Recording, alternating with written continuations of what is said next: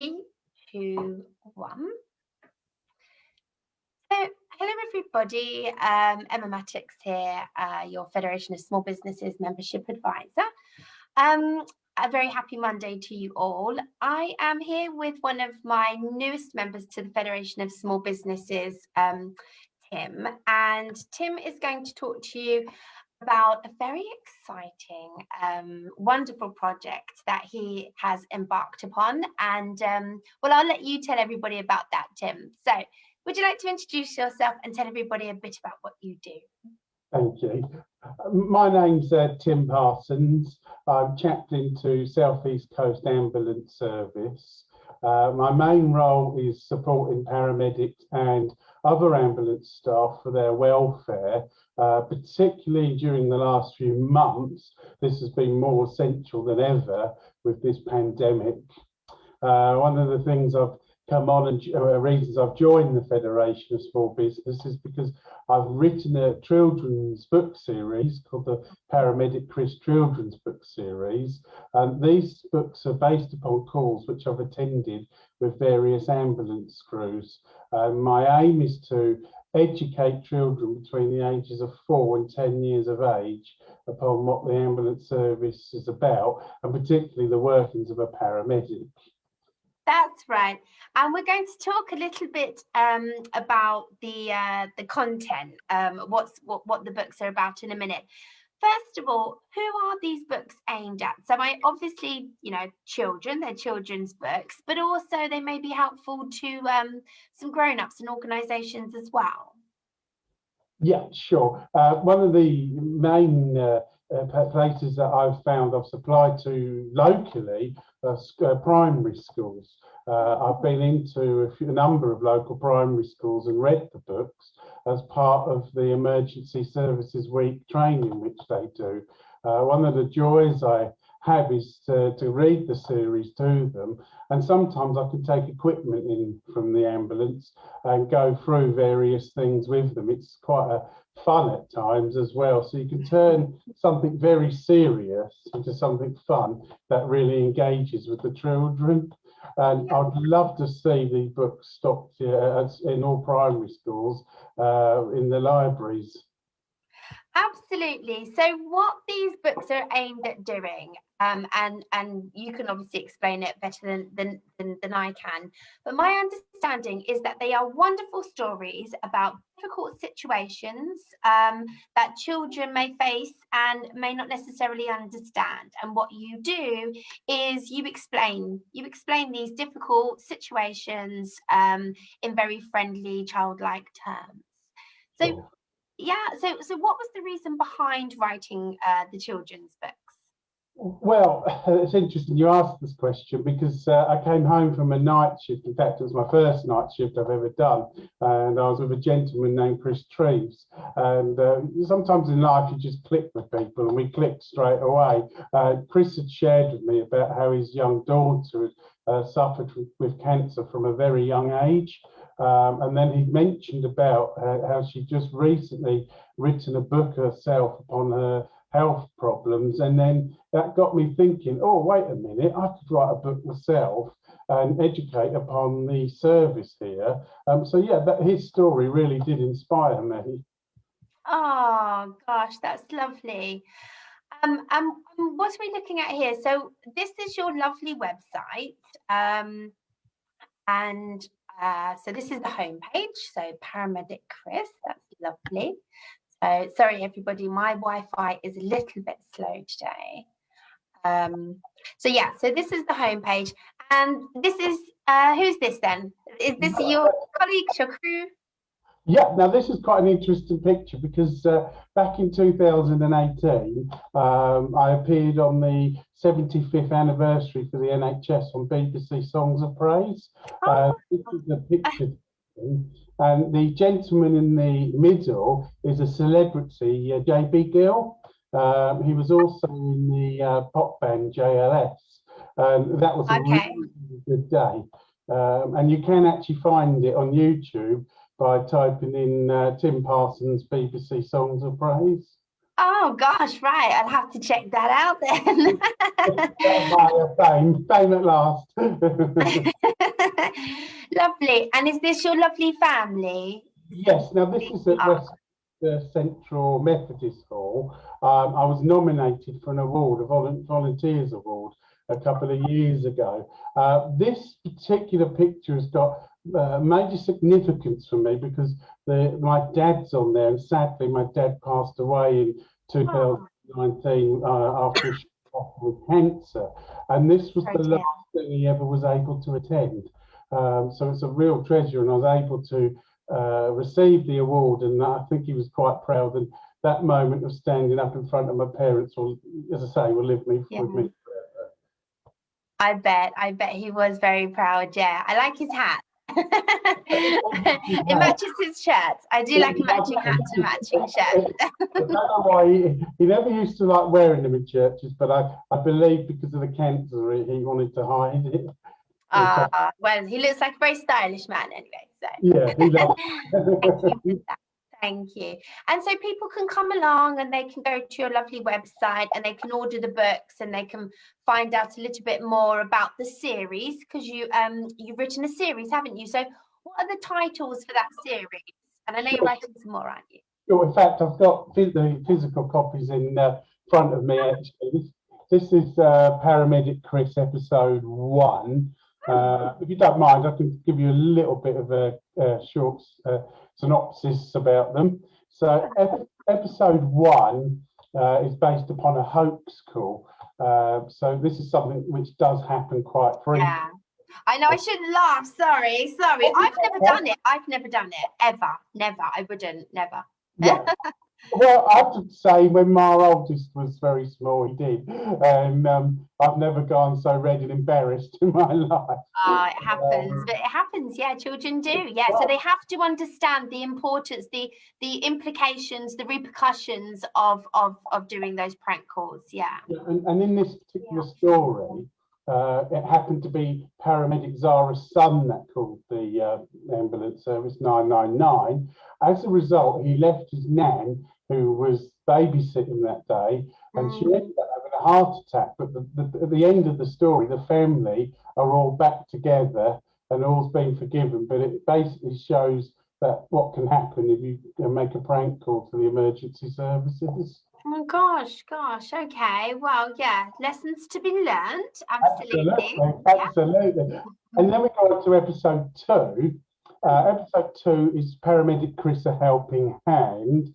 Now, this particular episode is very relevant at the moment because it touches on the subject of loneliness. So Fred is suffering from loneliness following the death of his wife. Paramedic Chris and Holly visit him on the 999 call. As a result of this call, they're able to signpost him to the right services. And as a result of this, he's able to rebuild his life. And that is based on a call I went to on Christmas Day about 3 years ago. We went to a gentleman in a high-rise flats, and he was all on his own on Christmas Day, had no food or family, and it really, really did break my heart. And so we referred him to various places. We got a thank you letter as well at the station, and that really inspired me to do this. Oh, that's lovely. That's so lovely. And my latest book, Paramedic Chris, a Sorry Bully. This one obviously is a subject title says bully. It's teaching us not to bully each other. It's based on Paramedic Chris and Holly visiting the local primary school, and one of the children's injured as a result of somebody else's actions. One of the reasons I've written this is because as an adult, I not that many years ago was bullied out of a job, but as a child also I experienced bullying as well. And I've seen in the ambulance service as well, when we've been on calls, the results of this. And then at the end of the book, I've done a dedication to my dad as well. So they're all they've all got very relevant subjects from real life. Really, yeah. I mean, they're quite varied, which is lovely, and all very important subjects and topics of interest, absolutely, to children. Yeah, I mean, bullying is terrible, isn't it? It just goes on, doesn't it? When you're a child, and then sometimes it goes on in adulthood, and it doesn't get any less shocking, really, does it? It really doesn't. So maybe your book could be very helpful to some some grown-ups and some children. Thank So you. that's lovely. Thank you, Tim. So we're so pleased that you joined us here at the Federation of Small Businesses. So what's the best way to get hold of you? It's to go to the website or maybe contact you on the Facebook group. Sure, yeah, I've got obviously the website www.timparsons.co.uk, but I've also got a Paramedic Chris Facebook page. So contact me there. And I'm also on Twitter with the name @ChaplinParsons. So it's quite straightforward. And from my website, I believe you can email me from there as well. Lovely, thank you, thank you. So this is the part of the interview. Oh, sorry, did you want to say something? I'd like to add as well, there are links to the series on Amazon, but they are also on audio series. So one of the other things I've just suddenly thought of, I was thinking here, reading the books, one of the reasons they're on audio is because I'm aware that obviously there's people that are blind, so they can then listen to the series. So they're available on my website as well. Thank you, Tim. That's very nice to know. Thank you. So, so this is the part of the interview then where I will ask you a little bit about yourself, Tim Parsons, because it's always nice to know a bit about the man behind the business, because people buy from people. So, what is your job title, Tim? Sure, it's chaplain. I've been doing that chaplaincy to the ambulance service for the last 6 years. Prior to that, I was chaplain at a dementia care home in Gravesend. Alongside all of this, I've got two hats really. For the last 18 years, I've also run a computer support business alongside it as well. So there's two and an author. Well, you're certainly busy, aren't you? Wow. And you've got two beautiful children as well, who were on the Zoom call when we signed you up to the Federation, and they are a credit to you. Lovely children. Thank you. And how are you finding ways to cope during the lockdown? Because, I mean, you see lots of, tragic stuff, challenging stuff, happy stuff as well. You see a lot of stuff, Tim, let's put it that way, right? How are you coping? Have you got any hobbies? Are you collecting anything? Well, that's interesting because one of the things I've recently taken up, and it drives my wife absolutely mad, is I've classical cars. And I've started. That's very classical cars. What, driving, building, buying? What are you doing with them? Stealing? What are you doing? No, these are only the modern ones. Modern ones, right? Nice. Yeah, I've really enjoyed just started to make a collection. So I went along to a colleague's house before lockdown, and he's got a whole cabinet of all the ambulances going through time. And then he's got one of the police cars on fire. And I thought, that's brilliant. I could do a collection of different cars myself. Really got me into that recently. I also enjoyed just like yesterday, this weekend, I've treated my wife. 14 years we've been married this year, and she's congratulations. She's always wanted a yellow car, so I gave in and bought her one last week. Oh, very nice. I knew some body work. So yesterday I ended up doing some of the body work. So again, that's a little bit of a hobby for me.